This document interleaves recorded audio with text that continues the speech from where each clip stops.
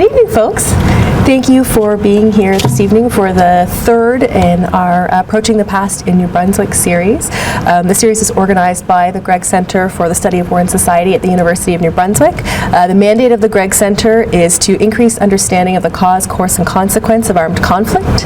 The series is sponsored by the History Education Network, and the mandate of the Approaching the Past series is to strengthen connections among the history education community, history educators in different fields. Tonight, we are going to be discussing the topic of exploring the experience of war through theater, commonalities across human experience, themes in the narratives that you see in the way that war is explored in theater, the limits and strengths of being able to do so. Our three speakers this evening are Stephen Tobias, Cheryl Fury, and Marianne Llewell. I'll give them an opportunity to introduce themselves to you in greater depth. Our speakers will each speak for about 10 to 15 minutes. Then what we'll do is we'll invite our speakers to pose some questions to one another to get the discussion started, and then we would invite anyone from our group here to pose some questions as well, and hopefully have some nice discussion around any of the topics that they raise, or any ideas that you might have about the topic that you haven't heard raised this evening, after which we'll have an opportunity to have some refreshments and informal discussion out in the lobby. You'll notice that we are filming the event. Anyone who's in the audience here will not be filmed, and if you prefer that your questions not be recorded, that's perfectly okay. Simply let us know and we'll omit those from the recording. And of course, if you have any questions about the work of the Gregg Center, about the work of any of our speakers, or about the History Education Network, our reception afterwards is a nice opportunity to do so. So without further ado, I'll introduce Dr. Cheryl Fury. She will speak first, and she'll introduce, as I said, introduce herself to you and give a little bit of her background, and she'll get us started. Thank you.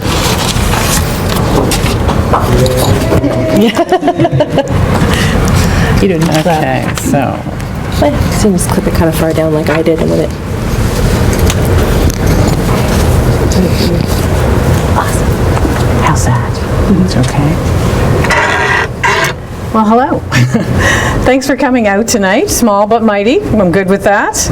So let me just preface my comments by saying that I'm not entirely sure how I ended up on this panel. I'm a fellow of the Gregg Center. Perhaps that's how I ended up here. I'm here to have a good discussion about teaching history and to ride on the coattails of the other panelists, because they, I'm sure, know much more about this topic than I do. So I teach European history at UMBSJ, and I've had some recognition over the years for my teaching. I don't try to tell people how to teach for them. I know what works for me. I have a pretty good grip on that. I can't claim I have any real expertise in drama. But my entry point into this discussion is that I was fortunate enough to do some work with Stephen Tobias in the Saint John Theatre Company over the past 2 years. So perhaps that's how I ended up on the panel. When Stephen was trying to bring the production of 937 to southern New Brunswick, he was looking for someone to provide some educational support. Now, the production of 937 deals with North America's intolerance to Jews who were trying to escape Hitler's persecution in the 1930s. So, as it turns out, Stephen found my name on the Toronto Holocaust Center's webpage as a teacher making a difference, and then, as he read on, he realized that not only were we in the same city, but we have many mutual friends. And so that's how we made the connection. Now, I was on sabbatical in 2014, 2015, and I had decided it was my first sabbatical. It was a year long, and I was going to make the most of it. And I thought, I'm going to spend that year hanging out with my 17th century sailors, because that's really what I do. That's my area of research. And I do Holocaust education as well. But I thought, I'm going to put the Holocaust education on the back burner for the year. I'm going to hang out with the dead sailors. It's going to be a good time. And then I was contacted by Stephen, and he described 937 to me. And I knew at that point that I had to become involved, that, you know, maybe the dead sailors could wait a little bit, that I really had to be part of this project. And as a teacher, as a professor, I'm up for anything that brings history to life. I know that not everyone finds their bliss in a history textbook. I get that. You know, I like the dusty archives, but it's not for everybody. Now, as I mentioned, I'm a fellow of the Gregg Center for War and Society. And Mark Milner, the director, he says that people like a good story, and he repeats that all the time, and it's a bit of a mantra with him, and I think he's spot on. I absolutely believe that. So when people say to me, I don't really like history, I think maybe they just haven't had a good narrator. They just haven't found the right stories, because history is full of wonderful stories, and you know, some crazy, funny, tragic, amazing things in history. And whenever I struggle when I'm giving a lecture that just doesn't work, that I know it doesn't work, I go back, I look for interesting things about the personalities and the events involved, and I try to rewrite my lectures. So, you know, I have a few things that I absolutely hate teaching about. 30 Years' War is right up there. Revolutions of 1848, I have a problem with that. Every year I go back, I try to make it a little bit more interesting, find a human dimension in there somewhere so that people can find that personal connection. Because I really think that that's the entry point for many people to be interested in history. Now, one of the reasons that I was so keen to work with Stephen and the Saint John Theatre Company on the 937 project is that it's not easy to teach about the Holocaust. And this seemed like, for me anyway, a new and exciting way to do that. It's just a wonderful, dynamic supplement to those textbooks that are still important. The history textbooks are still important. I went on a March of the Living trip for Holocaust Educators Tour in 2010, and that changed my life. And that's kind of what got me into doing Holocaust education. Now, they're still looking for teachers, they're still looking for educators, so anybody who's interested, get at me at some point this evening. And I think until March 18th, they're still looking for teachers to sign up, and the trip goes in July, and it is amazing, and it will change your life. So if you're all interested in that, then let's have a conversation. But enough of the shameless plug. So, the Holocaust, one of the phrases that I use when I'm talking about the Holocaust is that it's an event too large for history. And that's not something that an academic says easily. We like to believe there isn't such an animal, but I think this is. And you know, on the tour, at one point I stood in front of a heap of human ash, 7 tons of human ash. And you realize at that point that it's not just an academic subject that you're teaching, that there is emotion and there is so much more to it than just the facts and figures of the Holocaust. And for me, when I did that, when I stood in some of those awful places, in gas chambers and death camps, I felt that I had a responsibility to share that horror with anybody who would listen. And teaching genocide is in a different league, right? It's not like the 30 Years' War that's long forgotten. It's a different thing entirely. And it presents some challenges, some very big challenges. You know, how do we get our students to come to grips with the notion that millions and millions of people were exterminated just because of their race? You know, what do you do with that? How do you translate the tragedy of the Holocaust to students? Because, to be honest, I'm not entirely sure I've come to grips with it. I don't think that you can fully come to grips with it. So if I stand up and I lecture about facts and figures of genocide, that's only part of the story. That's only part of the tragedy. And in my research, whether I'm hanging out with my dead sailors or I'm talking about the Holocaust or anything else in my history classes, I always look at the human cost, because I think that that's something that gets left out a lot. Now, our minds don't usually wrap themselves around the notion of millions of people being exterminated. And so sometimes it's easier to wrestle with things at the micro level. And so for me, how I try to come to grips with that is listening or reading about Holocaust survivors' accounts. And if you can do such a thing on site, as I was lucky enough to do, that's by far the best way to learn. So for me, I partake in UMB's travel study program, because there's nothing like going to, I teach a course on the papacy, there's nothing like going to Rome and standing in St. Peter's Basilica and teaching about the papacy. That's as good as it gets for any teacher, I think. Now, the organizer of the March of the Living trip that I went on, one of his phrases was, "Teachers are multipliers." And I love that phrase. I think that's great.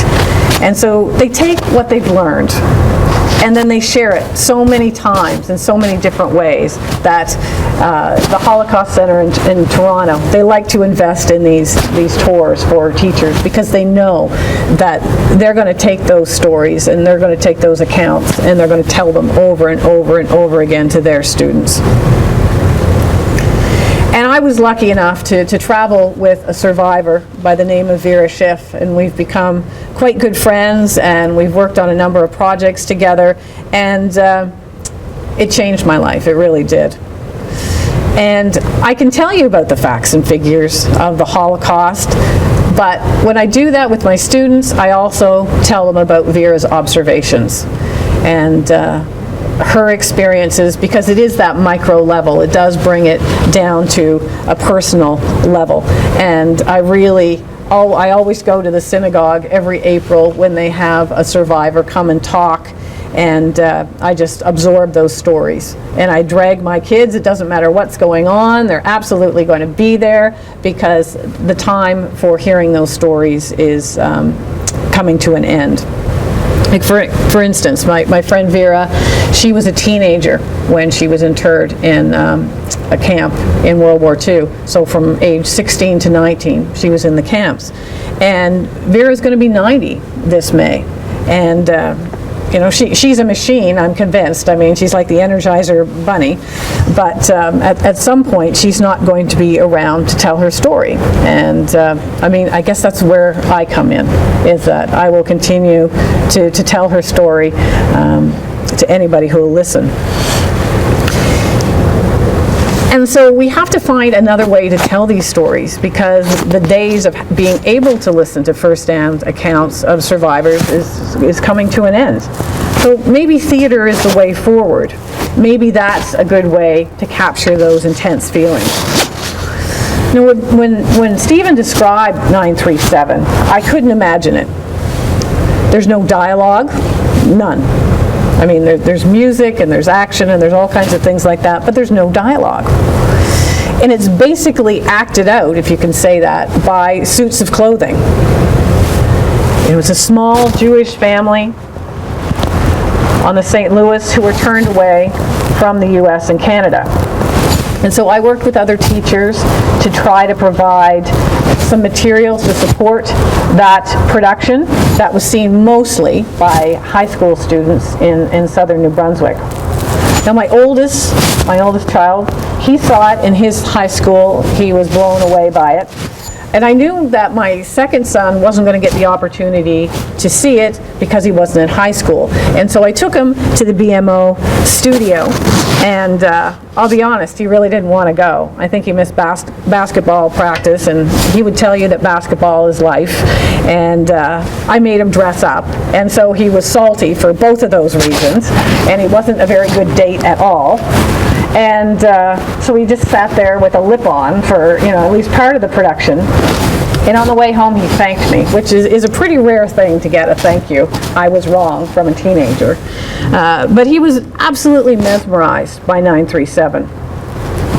And it was a very poignant night because Israel Unger, who was a Holocaust survivor, he spoke that night too at the BMO studio. So you got that sort of perfect marriage of, you got the first-hand account of a survivor, and then you also got this incredible production. Now after the show, the small cast, it was a very small cast, and they would do a Q&A. they would take questions from the audience. And it was clear from those questions and the comments just how moved many of those students were who saw it. And they really wanted to engage the cast with that Q&A. I was there for the first show thinking that, I could handle the history questions, but as it turns out, they had done their homework. They knew how to answer those history questions just as well as I could. And of course, everybody wanted to talk to them because they were part of this incredible production, so I just sort of slunk off into the shadows and was quite happy to do so. Now, perhaps the very best part of taking 937 into the high schools in our area was that it sparked interest in history, the real events behind that production.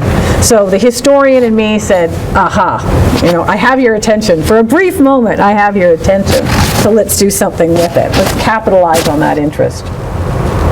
Hopefully, the materials that we provided to the teachers helped them to discuss many events in terms of what happened in the 1930s, but also in terms of human rights.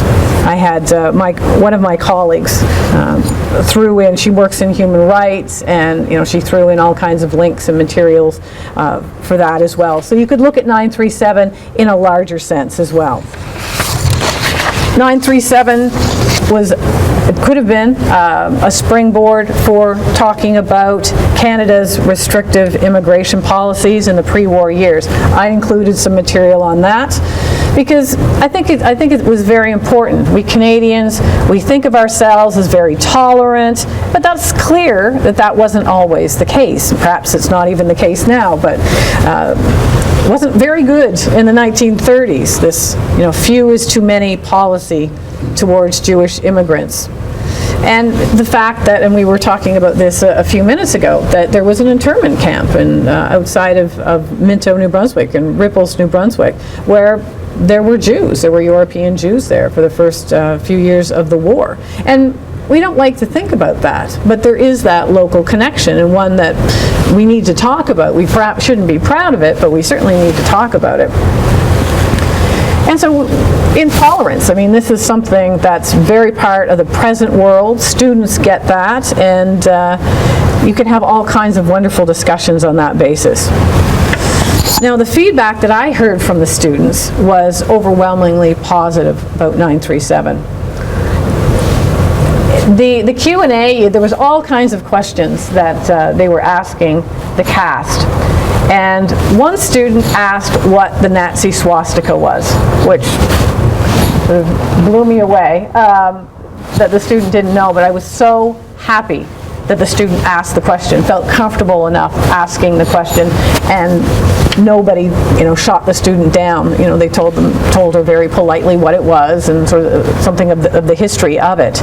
And they're all good questions, like she learned something that day. I wouldn't have imagined that question coming from the audience. I guess because I spend so much time in history books that wouldn't have been my question at all, but I'm so glad she spoke up. Now, on the other end of the gamut, you have students who clearly don't know that much about the subject, and hopefully they learned something. I feel that they do. They made some connection that day. And on the other end of the gamut, we have the District Jewish Studies and Holocaust Education Program, and Catherine leads that charge.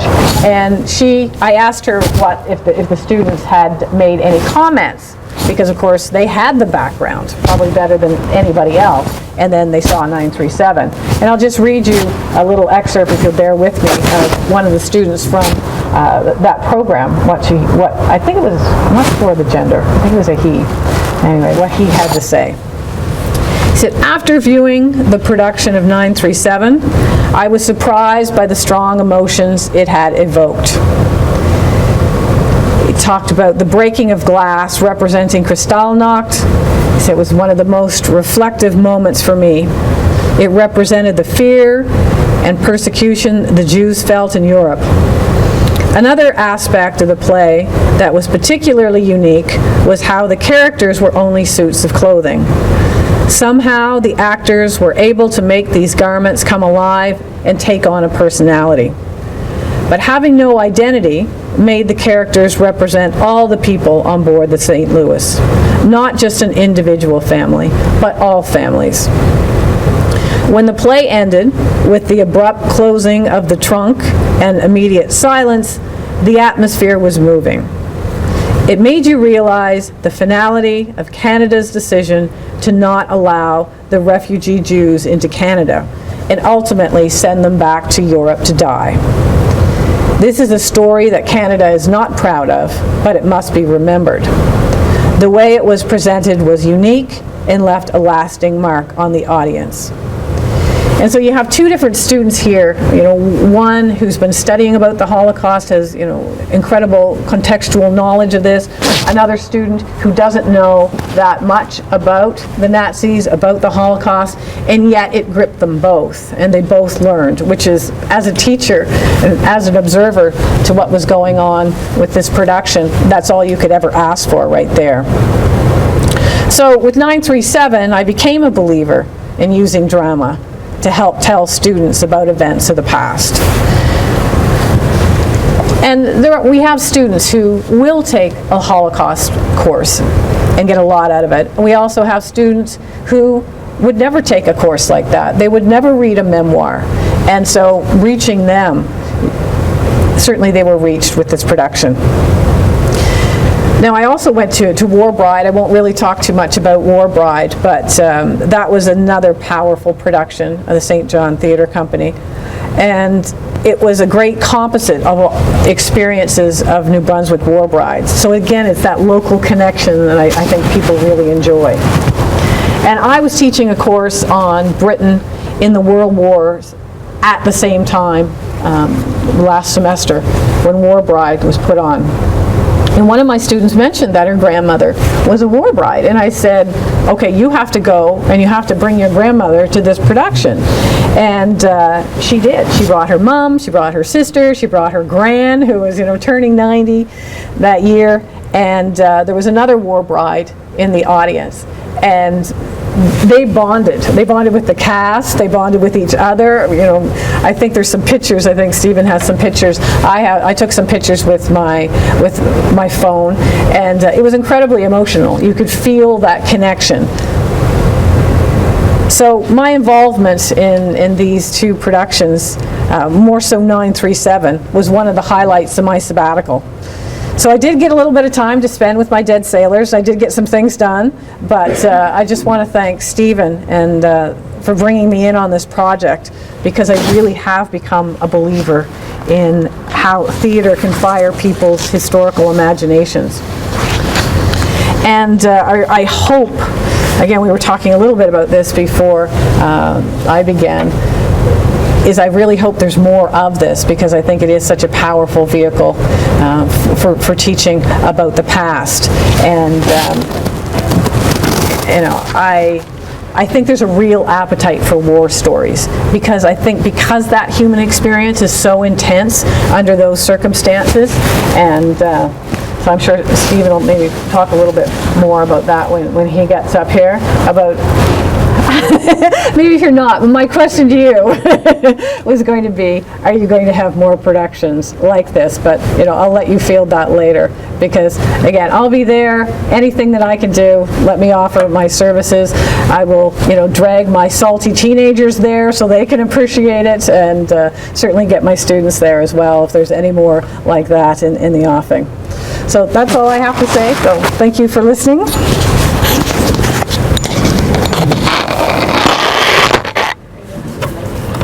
Yes, the mic right here. Yep. See fit. Awesome. All right. Yeah, I've used these a few times in the past couple of years. Yeah. I'm going the wrong way.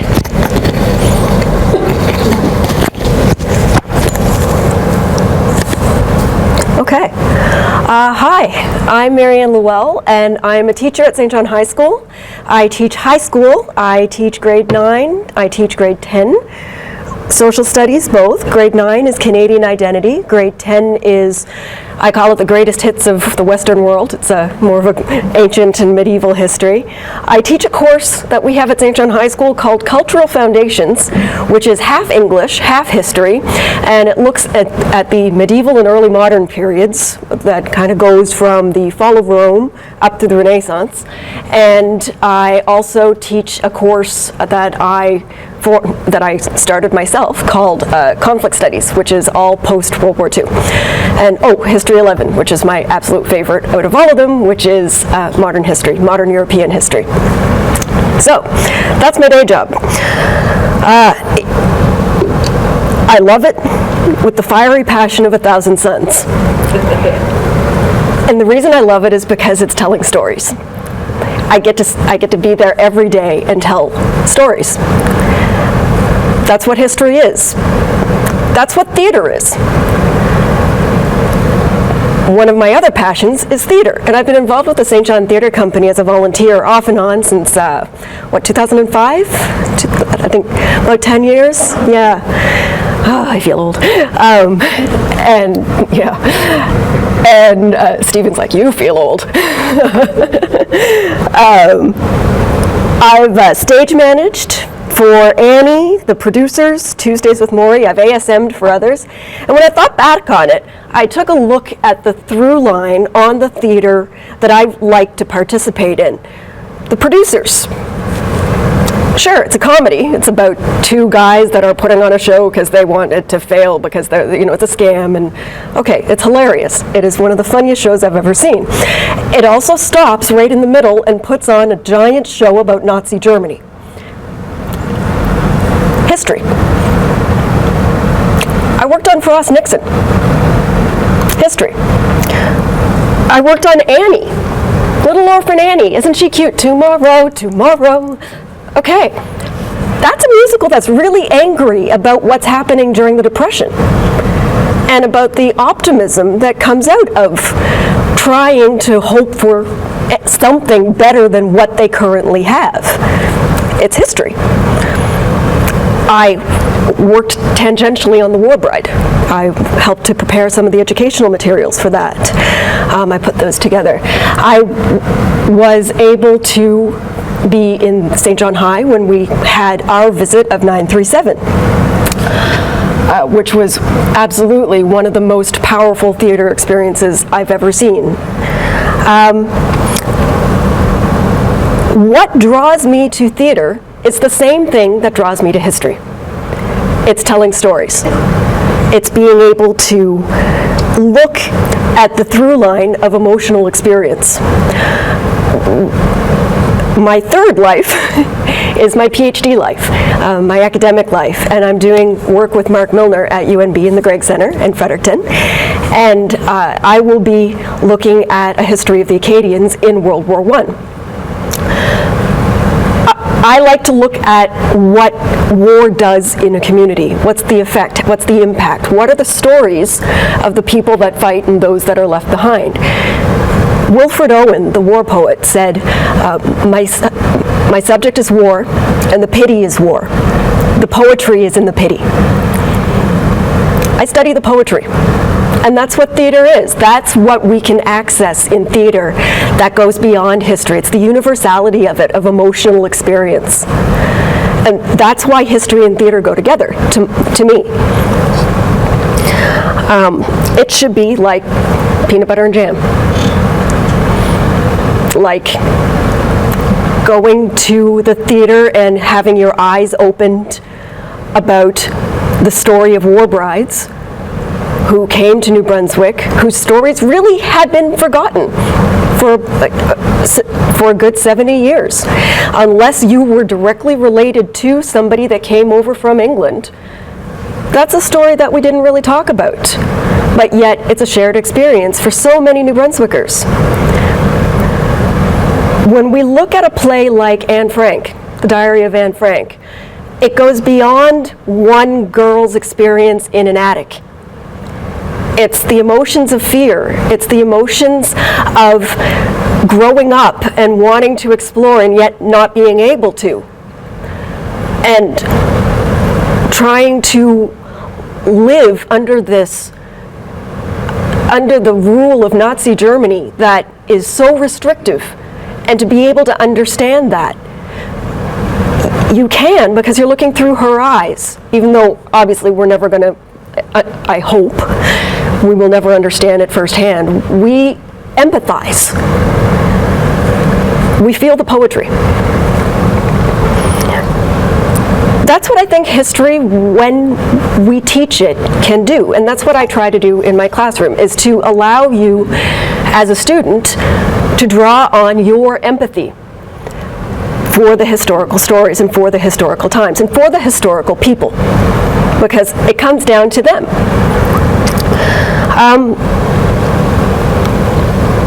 Theater, poetry, art, photography, film, that helps you to break down abstract concepts that are just too big to really be easily digested. Sometimes it's too big for me to digest, and I've been doing this for a while. When you're in grade 11 and you are encountering something like conquest narratives of the American First Nations people, that's really hard to understand. It's a long time ago and the world doesn't look like that anymore. So how do we teach it? How do we access that? I think about this a lot. Sometimes it's easier.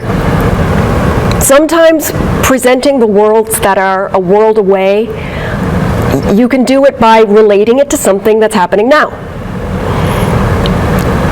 When you're looking at refugees, you can relate that to what's happening in the world today.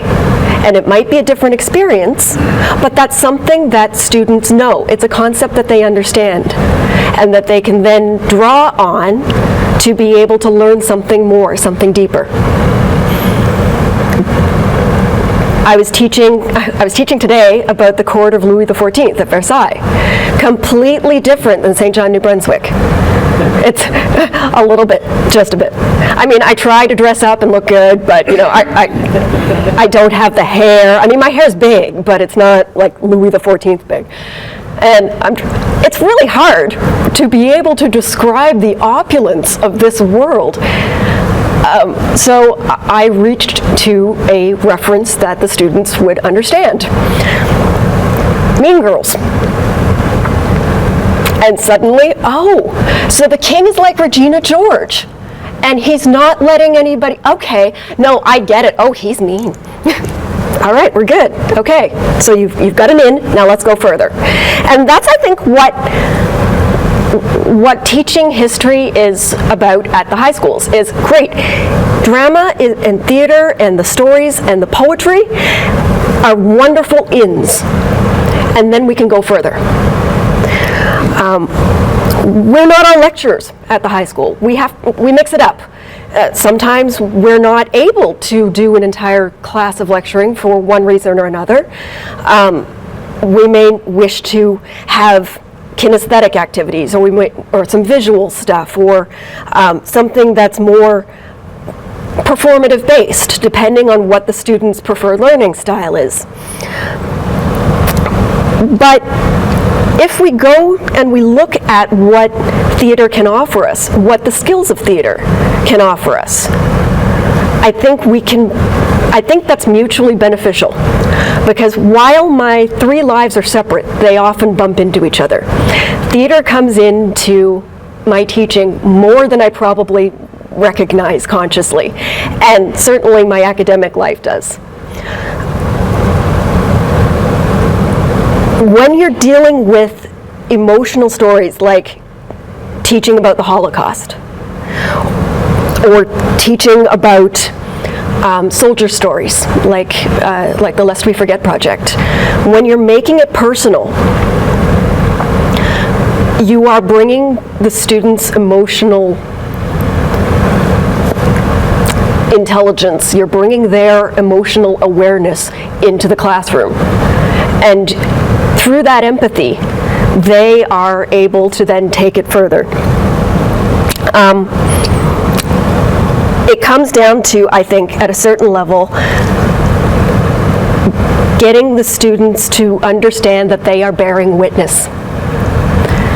They're bearing witness to these stories that they're encountering, to these historical facts that they're encountering, whether it's individual stories or whether it's more general facts that they are just dipping their toe into. It's all enriching them, and it's all adding to their historical experience and their deeper historical understanding. And if I do my job right, they'll end up in Cheryl Furey's class in another 2 years. And that's really all I had to say. I'm going to hand it over to Stephen. Thank you.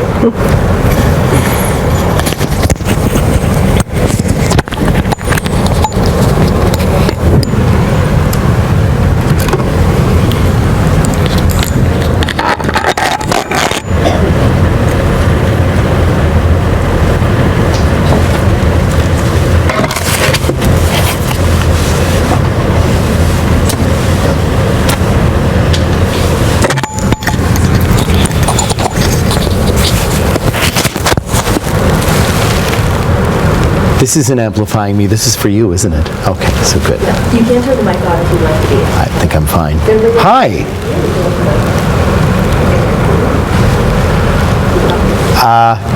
I am the least academic person in this room, I think. My name is Stephen Tobias. I'm the executive director of the Saint John Theatre Company, and I'm really flattered that so much of this has been about work that we've done. You know, even though Cheryl turned her first little bit into a bit of shameless promotion, I'm not really going to do that, because this is all about the education. I didn't prepare a whole lot because I wanted to see what the narrative of the evening would be. So I now think I have a beginning and an end. So I'm going to start at the beginning and see where that takes me. Because if I go back a few years, see, I don't think of what, no, I didn't used to think about what we do in terms of education. There was always an education component, but that was really sort of, I felt sort of like a contractual obligation thing. We are a cultural organization and we should be liaising with the schools and doing this and doing that. But I wouldn't say I was 100% committed to that. It was just something that I felt we had to do. And if you'd have asked me a couple of years ago, I would have said, you know, really, why would I want to take the time to tell, to put on the stage a sort of pretty good, pretty well-crafted script about New Brunswick story, something related to New Brunswick. Why would I want to do that when I've got scripts by Tennessee Williams and Hamlet and Arthur Miller and I've got works like that? And why would I really take the time? Because it's about opportunity cost sometimes. We're doing one thing means we're not doing something else. And I wasn't really bought into that idea. I felt that those were the important things to do, and I still do to an extent, but I had a couple of inklings that things were different, and a couple of the projects were mentioned, and one was Tuesdays with Maury. Tuesdays with Maury tells the story of Maury Schwartz, who developed ALS, and through the course of that reconnected with a former student. It's really the story of the former student, Mitch, who reconnects with his mentor. And Mitch Albom went on to write a book called Tuesdays with Maury, which then was adapted into a play, and we produced that play. But at the beginning of the process, we got the whole creative team together, and we got Bob Doherty, who was playing Maury, and we got Jeff Smith, who was playing Mitch, to read the script out loud. And just to go through the story. And it was great, and they did it, and people were sort of suitably, oh, that was great, whatever. And then in the discussion, someone made the comment about the fact that this was actually true. This was a recounting of things that had actually happened. And one of the people on the crew then burst into tears going, "Oh my God, I didn't know." And all of a sudden, this story had a whole new resonance for this person because it was a recounting in dramatic terms of something that had happened. And that was kind of interesting.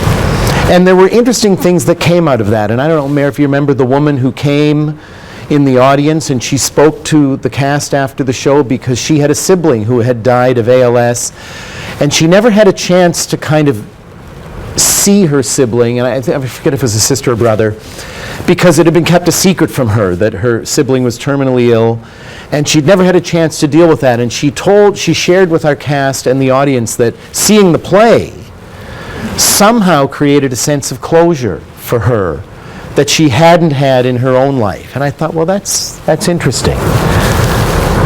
But it's still, I'm slow. We produced The Diary of Anne Frank a number of years ago at the Imperial Theatre. And we started rehearsals in mid-September of 2001, which meant that what we thought we were just doing a play. But of course, on the 11th of September in 2001, we had this horrific event happen in New York. And there was just this mood, this feeling in the air that something horrendous was going to happen to the world. And I think actually something horrendous has happened to the world since then, and we've seen that play out. But that changed the production. It didn't change what we did, but it changed how we felt about it, and I think it changed how the audience felt about it, because there was just something in the air that September, because all of a sudden, watching a story play out on the stage based on a history of a young woman who went through these horrific experiences in a country and a world that went through these horrific experiences in September of 2001 didn't seem like that foreign an idea all of a sudden. And that, again, I guess changed my feeling a little bit, but I'm still slow on the uptake. So I'm just going to leave that thought for a second, and I'm just going to walk you through a couple of the things that we did over the last few years that have been alluded to. I hope I put these in an order that makes sense with my story, because I did this in about 20 minutes this afternoon, because I live my life like a frat house. Like I pull all-nighters, I do everything at the last minute, I cram for exams, and today's a perfect example of that. Mary's Wedding was a play I'd wanted to do for a long time, Canadian written play, Stephen Massicott, and it is a story that is based loosely on some events that happened in World War I. But it's really, really extrapolated from that. And it's a lovely story of Mary, who, what we know at the beginning, it's the night before her wedding, and she's dreaming. And she's dreaming about the boy she loved. By the end of it, what we come to realize is that, I'm going to get choked up even telling the story. This boy in her dream is the young man who died in the war, and she's actually going to wake up and marry somebody else. And this dream is her saying goodbye to that young man who she loved. Amazing story, amazing play, and we did this. There's Pippa Wenberg and Neil Bonner, a production still from the show. There's another shot, and we did this sort of lovely. Scott Thomas directed it with this sort of lovely sort of projection-based design that really evoked a kind of a dreamlike and fluid image. This is a gang that came all the way from Moncton. A busload of kids came from Moncton to see this show at our BMO Studio Theatre, in keeping with the education theme.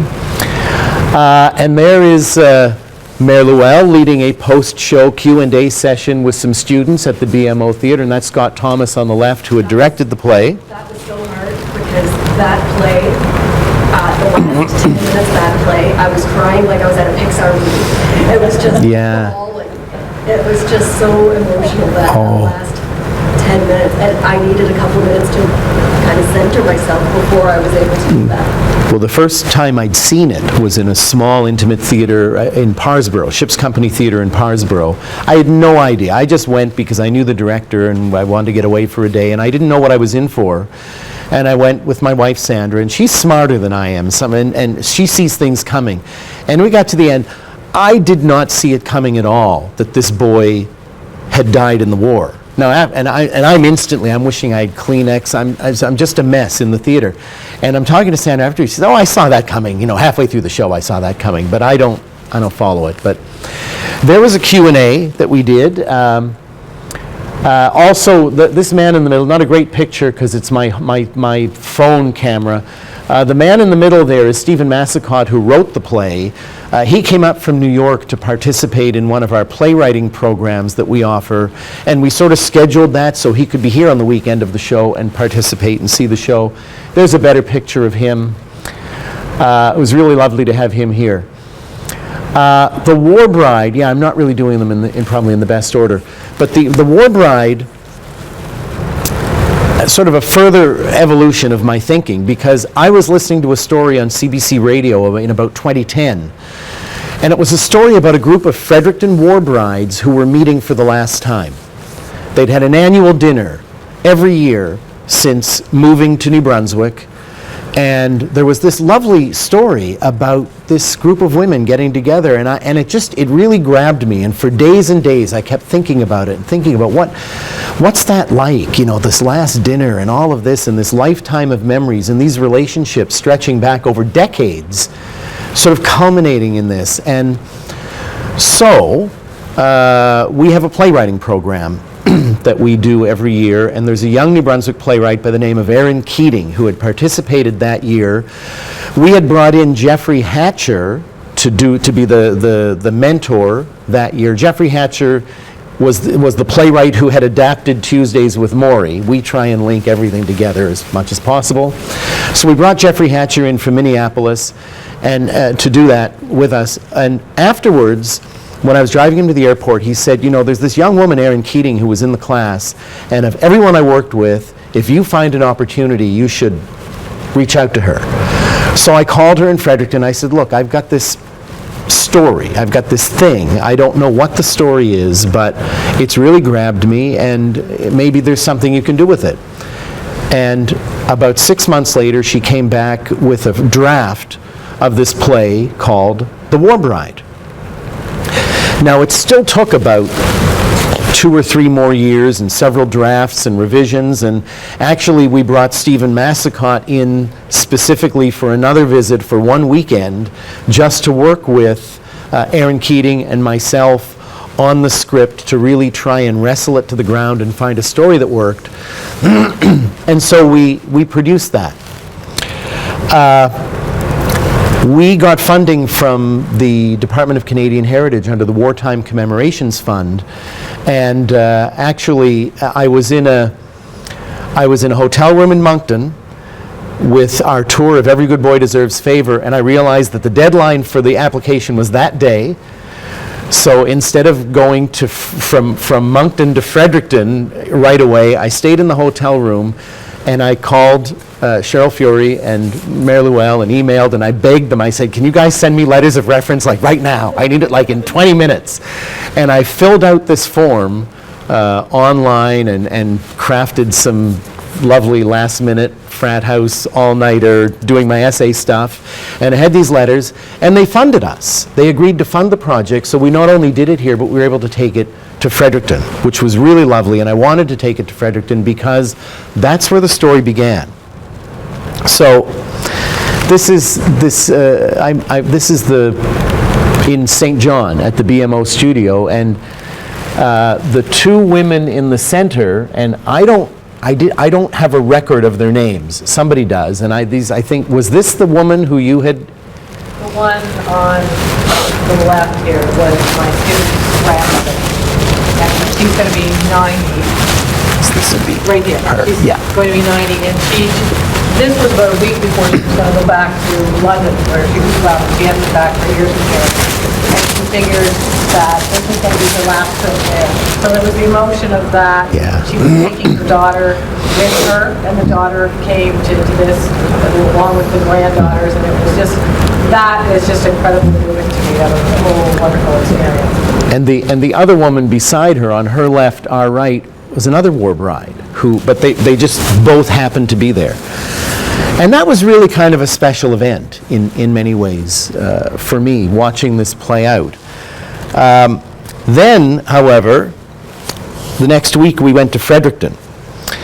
And we had, with the help of Mayor and Kate and several others that we worked with, we had reached out to some of the schools and had an education outreach component. And so we had 300 students in the afternoon, and we had 300 grown-ups in the evening come and see the show in Fredericton.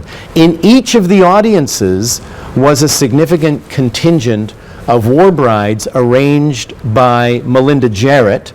Melinda Jarrett wrote a book called Captured Hearts. And when Aaron Keating was writing the play, the first thing she did was she read the book Captured Hearts. And then she connected with Melinda Jarrett. And Melinda shared stories. And Melinda, knowing the stories so well, she can watch the play and she can say, oh, that moment, that belongs to so-and-so, and that moment belongs to so-and-so. And she can see how all these little moments from her book, from these stories, have informed the narrative of the play. So we did this in Fredericton, and that was really quite nice. This is the cast having a Q&A with the talk-back session with the audience. Now we did a launch event, and I wanted to get Mark in there because I had met with Mark very early in the process. Cheryl Fury had introduced me to Mark Milner from the Gregg Center, which started to get their involvement in this project. So I wanted to acknowledge Mark because he was so instrumental. This is, for those of you who don't know, there's Melinda Jarrett there. And Melinda was really tirelessly an advocate for this project. And most of the people, I think, who came to see this in Fredericton, I would credit Melinda for really beating the bushes and making sure that everybody in her War Bride family network knew about this show. And she had actually set up a whole display of artifacts and memorabilia in the Playhouse lobby. I don't take great pictures, these are my pictures, but there's clothing, garments, artifacts, documents, all kinds of things, and it's just quite lovely what she's done. Let me just wrap that up before I get into 937, because actually War Bride is sort of in some ways for me the end of this story. Because going back to my earlier thoughts about why would I want to tell a story about some dumb thing that happened in New Brunswick way back when with a script that is, not the best in the world, when I could be doing Death of a Salesman, right? Why would I do that? I learned why, really, for real, sitting in the audience in Fredericton at the War Bride with a room full of people in Fredericton who had connections to this story, with a significant component of war brides and their families and their children, and watching this story play out on the stage was really moving in a very different way than I had ever seen before, and really quite inspiring to me in terms of the stories that I would like to tell. And I expect we'll still want to produce Hamlet and all that other stuff, and luckily now we do a lot of shows in the run of a year, so we can kind of do it all. But telling those stories has become increasingly more important for me, really out of the process of doing these stories, had taught me why it's important, because I sort of knew that it was, but I thought it was just important because it's something I was supposed to do. I didn't really feel the importance of it until I had gone through these projects, and the War Bride's kind of at the end of that, so I wanted to cap that there. But 937 was another project that I didn't really know what I had until I was into it.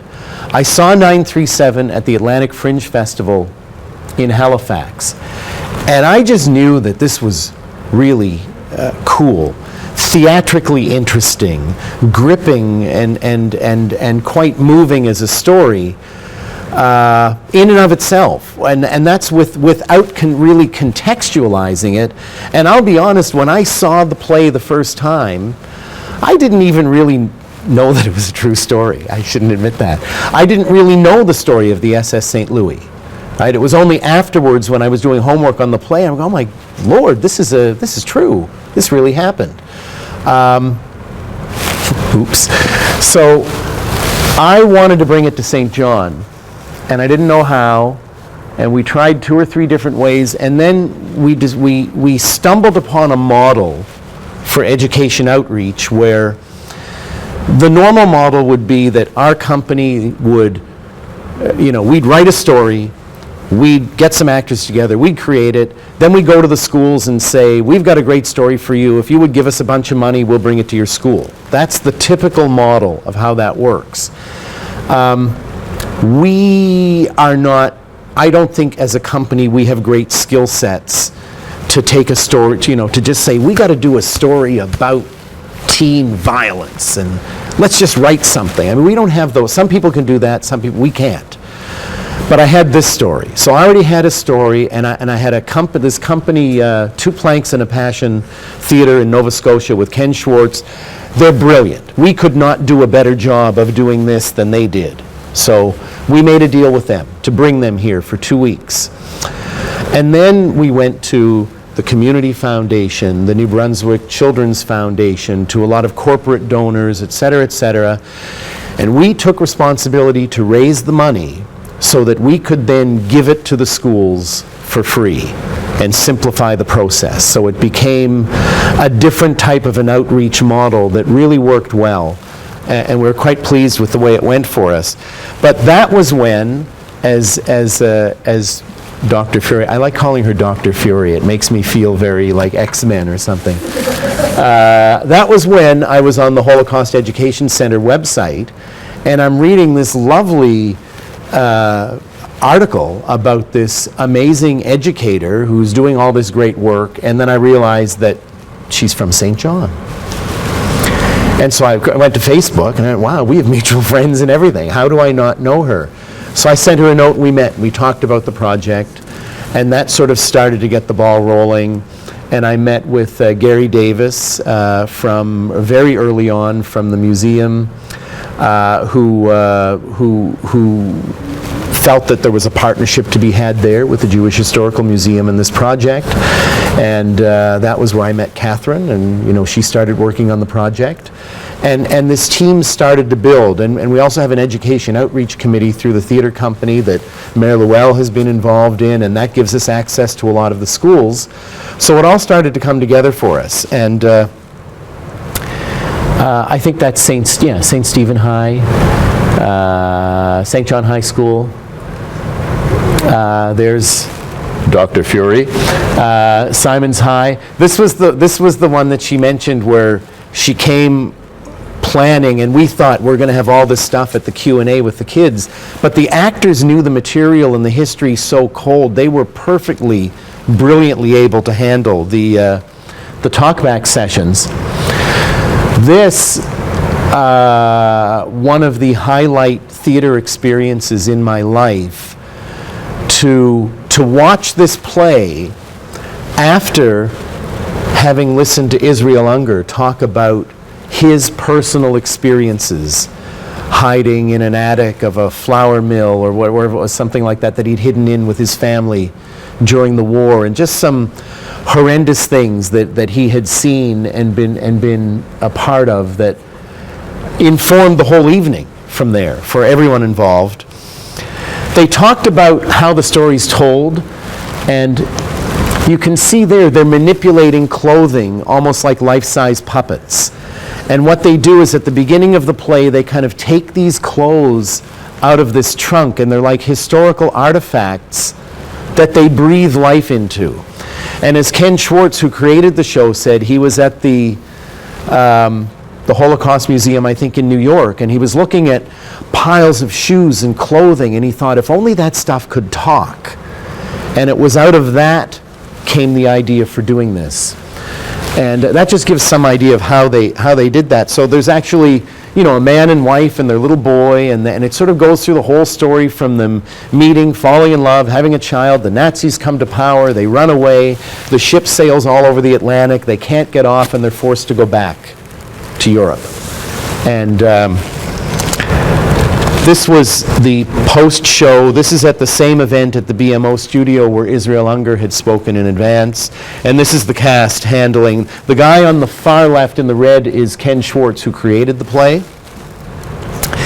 And another shameless plug. So, I guess, as I said at the beginning, I never really thought of myself as a teacher or an educator. I think of myself as a theater maker and a storyteller. But as Mayor said, I guess teaching history is about telling stories. And it's in that context that history makes the most sense. I read the book in January. I read the book, what's it called, 1919? Is that what it is? Do I have it? 1919? Yeah, 1919. It's that big tome about the peace conference after. And, some of that is just, it's mind-numbing because it's just, the pages and pages of the border should be here and the border should be there and this should be that. And it doesn't mean anything. But then there'll be a chapter where they talk about the people and the relationships and the dynamics, and we're going to do this because you're really being miserable to deal with, so we're going to respond this way. Storytelling, so much more interesting a way to share the information than the cold, hard facts and figures, which are important, but they don't mean anything. I mean, unless you're right on the ground looking at that border where it is, hearing about it in a book doesn't mean anything, but the people do. And so the storytelling has become very important to me, I guess, is really the long and the short of it. After that long, winding story, 3-4 years ago, I just want to do Death of a Salesman. Now I just want to figure out stories about Partridge Island or the history of this community and figure out ways to inject those into the work, or look at stories like Anne Frank again and find a way to tell them in a new way that makes them engaging in a different way than when we did it before.